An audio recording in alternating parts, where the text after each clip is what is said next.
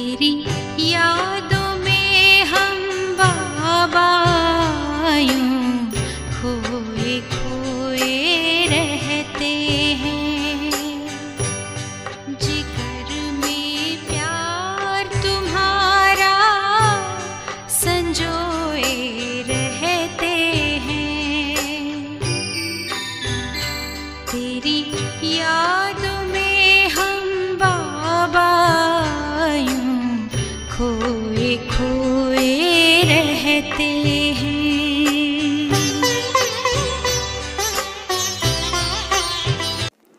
Om Shanti. Good morning.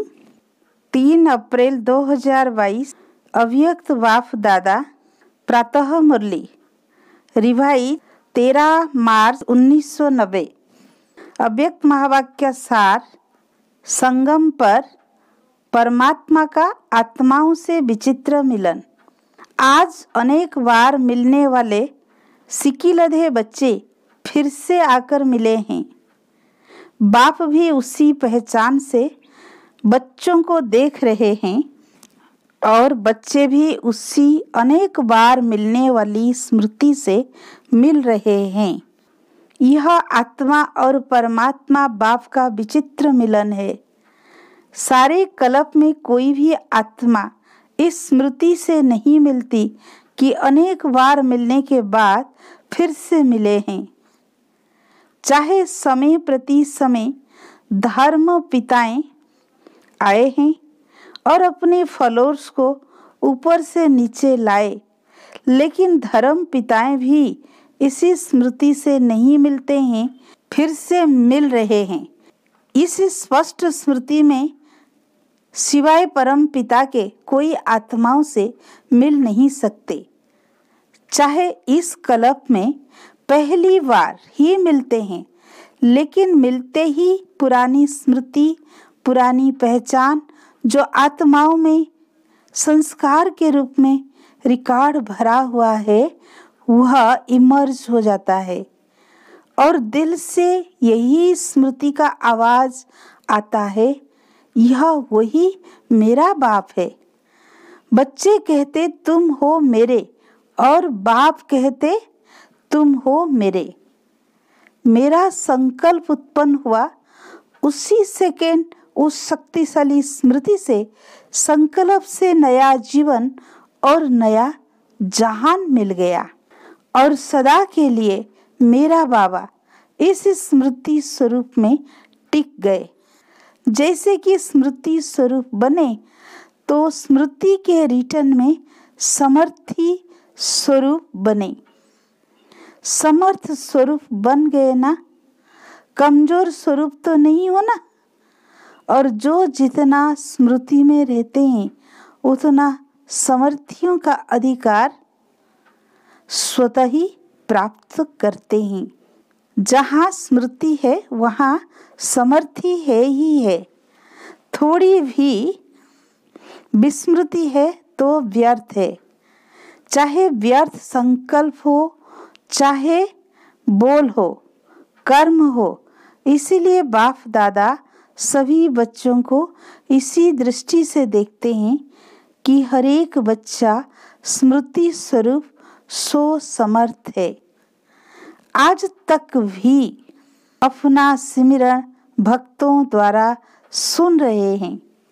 अपने स्मृति में लाया मेरा बाबा, तो भक्त आत्मा भी यही सिमरन करती मेरा इष्ट देव हैं, वह इष्ट देवी हैं।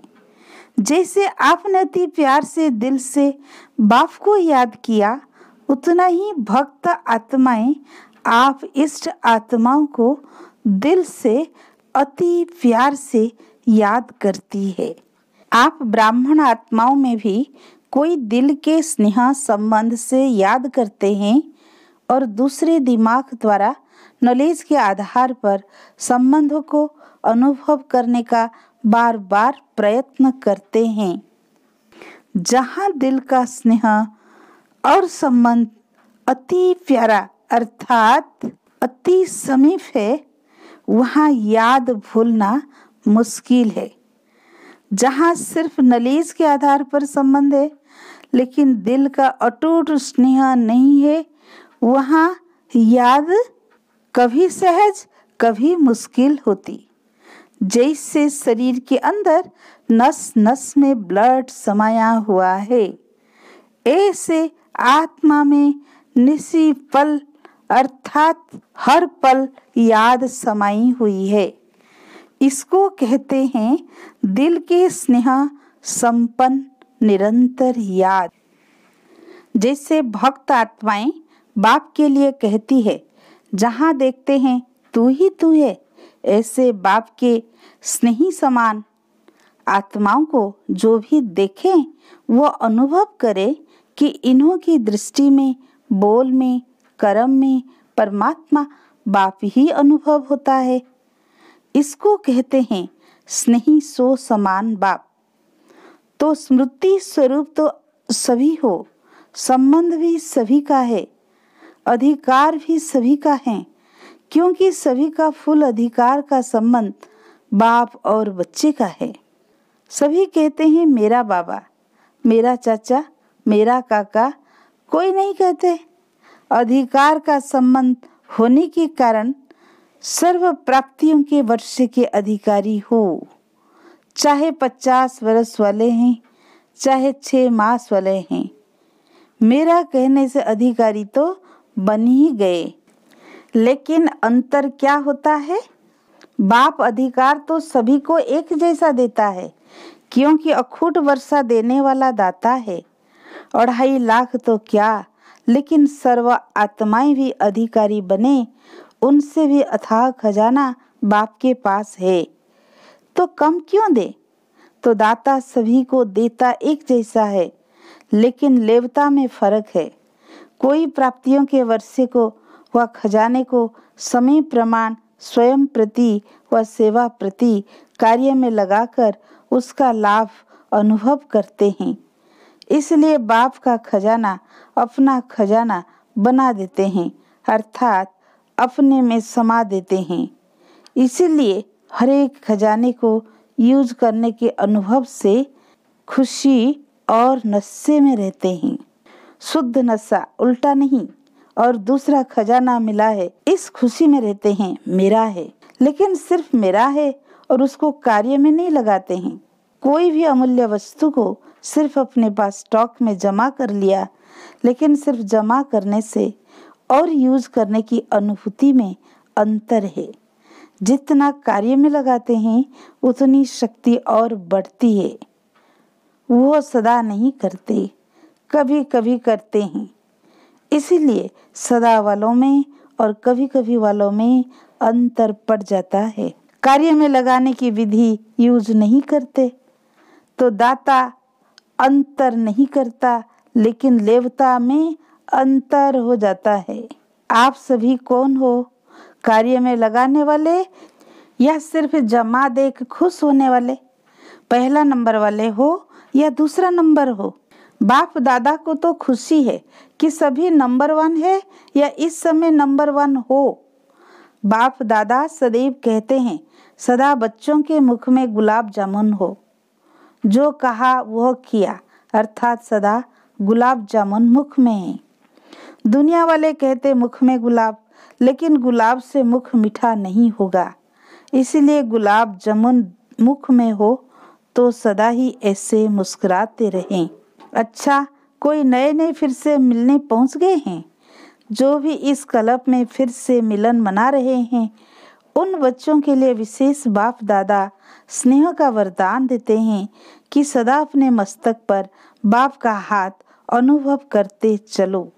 जिसके सिर पर बाप का हाथ है वो सदा इस वरदान के अनुभव से सब बातों में सेफ हैं। यह वरदान का हाथ हर बात में आपकी सेफ्टी का साधन है। सबसे बड़े ते बड़ी सिक्योरिटी यही है। बाप दादा सभी टीचर्स के निमित्त बनने की हिम्मत देख खुश हैं। हिम्मत रख निमित्त तो बन ही जाते हो ना। टीचर निमित्त बनना अर्थात बेहद की स्टेज पर हीरो पार्ट बजाना। जैसे हद की स्टेज पर हीरो पाठधारी आत्मा की तरफ सबका विशेष अटेंशन होता है, ऐसे जिन आत्माओं के निमित्त बनते हो, विशेष वह और जनरल सर्व आत्माएं आप निमित्त बनी टीचर्स को उसी दृष्टि से देखते हैं। सभी का विशेष अटेंशन होता है ना, तो टीचर्स को अपने में भी विशेष अटेंशन रखना पड़े, क्योंकि सेवा में हीरो पाठधारी बनना अर्थात हीरो बनना। दुआएं भी टीचर्स को ज्यादा मिलती है। जितनी दुआएं मिलती है उतना अपने ऊपर ध्यान देना आवश्यक है। यह भी ड्रामानुसार विशेष भाग्य है। तो सदा इसी प्राप्त हुए भाग्य को बढ़ाते चलो। 100 से 1000, 1000 से लाख, लाख से करोड़, करोड़ से पदम, पदम से भी पद्मा पदम। सदा इस भाग्य को बढ़ाते चलना है। इसको कहते योग्य आदर्श टीचर। बाप दादा निमित्त बने हुए बच्चों का सिमरन जरूर करते हैं और सदा अमृत बेले वाह बच्चे वाह ये दुआएं देते हैं। सुना सेवाधारियों ने, टीचर्स माना नंबर 1 सेवाधारी। अच्छा, चारों ओर अनेक कल्प, न्यारा और प्यारा मिलन मनाने वाले, सदा प्राप्त हुए वर्षे के खजानों को हर समय प्रमाण कार्य में लगाने वाले, सदा दिल से अति स्नेही और बाप समान बन स्वयं द्वारा बाप का अनुभव कराने वाले, सदा स्मृति स्वरूप सो भक्त द्वारा समर्थ स्वरूप बनने वाले, सदा अपने प्राप्त भाग्य को बांटने वाले अर्थात बढ़ाने वाले, ऐसे मास्टर दाता समर्थ बच्चों को बाप दादा का याद प्यार और नमस्ते। डबल विदेशी भाई बहनों से ग्रुप वाइज मुलाकात। पहला ग्रुप, सभी अपने को बहुत बहुत भाग्यवान समझते हो, क्योंकि कभी स्वप्न में भी संकल्प नहीं होगा कि ऐसी श्रेष्ठ आत्माएं बनेंगे, लेकिन अभी साकार में बन गए। देखो कहां कहां से बाप दादा ने रत्नों को चुनकर रत्नों की माला बनाई, ब्राह्मण परिवार की माला में पिरो गए। कभी माला से बाहर तो नहीं निकलते हो। कोई भी माला की विशेषता और सुंदरता क्या होती है? दाना दाने के साथ मिला हुआ होता है। अगर बीच में धागा दिखाई दे तो दाना दाना के साथ नहीं लगा हुआ हो तो सुंदर नहीं लगेगा। तो आप ब्राह्मण परिवार की माला में हो, अर्थात सर्व ब्राह्मण आत्माओं के समीप हो गए हो। जैसे बाप के समीप हो वैसे बाप के साथ साथ परिवार के भी समीप हो, क्योंकि यह परिवार भी इस परिचय से अभी मिलता है। परिवार में मजा आता है ना, ऐसे नहीं कि सिर्फ बाप की याद में मजा आता है। योग परिवार से नहीं लगाना है, लेकिन समीप 1-2 के रहना है। इतना बड़ा 2.5 लाख का परिवार कोई होगा? अभी तो 9-10 लाख से भी बड़ा परिवार है। तो परिवार अच्छा लगता है या सिर्फ बाबा अच्छा लगता है? जिसे सिर्फ बाबा अच्छा लगेगा वह परिवार में नहीं आ सकेगा। बाप दादा परिवार को देख सदा हर्षित होते हैं और सदा 1-2 की विशेषता को देख हर्षित रहते हैं। हर ब्राह्मण आत्मा के प्रति यही संकल्प रहता है, ब्राह्मण आत्मा वाह, देखो बाप का बच्चों से इतना प्यार है, तब तो आते हैं ना, नहीं तो ऊपर बैठकर मिल ले। सिर्फ ऊपर से तो बैठकर नहीं मिलते। आप विदेश से आते हो तो बाप दादा भी विदेश से आते हैं। सबसे दूर तो आते हैं, लेकिन आते सेकंड में हैं। आप सभी भी सेकंड में उड़ती कला का अनुभव करते हो, सेकंड में उड़ सकते हो। इतने डबल लाइट हो, संकल्प किया और पहुंच गए, परम धाम कहा और पहुंचे। ऐसी प्रैक्टिस है, कहाँ अटक तो नहीं जाते हो। कभी कोई आदत वाला तंग तो नहीं करते हैं, केयरफुल भी और क्लियर भी, ऐसे है ना। डबल विदेशी बच्चों को आते ही सेंटर मिल जाते हैं, बहुत जल्दी टीचर बन जाते हैं। इसीलिए सेवा की भी दुआएं मिलती है। दुआओं के साथ विशेष लिफ्ट भी मिलती है।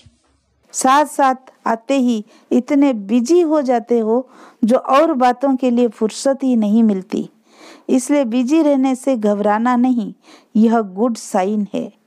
कई कहते हैं ना, लौकिक कार्य भी करे, अलौकिक सेवा भी करे। कई कहते हैं ना, लौकिक कार्य भी करे, फिर अलौकिक सेवा भी करें और अपनी सेवा भी करें। यह तो बहुत बिजी रहना पड़ता है। लेकिन यह बिजी रहना अर्थात माया जीत बन जाना, यह ठीक लगता है या लौकिक जब करना मुश्किल है? लौकिक जब नौकरी जो करते हैं उसमें जो कमाई होती है वो कहाँ लगाते हो? जैसे समय लगाते वैसे धन भी लगाते हो, तो तन मन धन तीनों ही लग जाते हैं, सफल हो जाता है ना। इसीलिए थकना नहीं।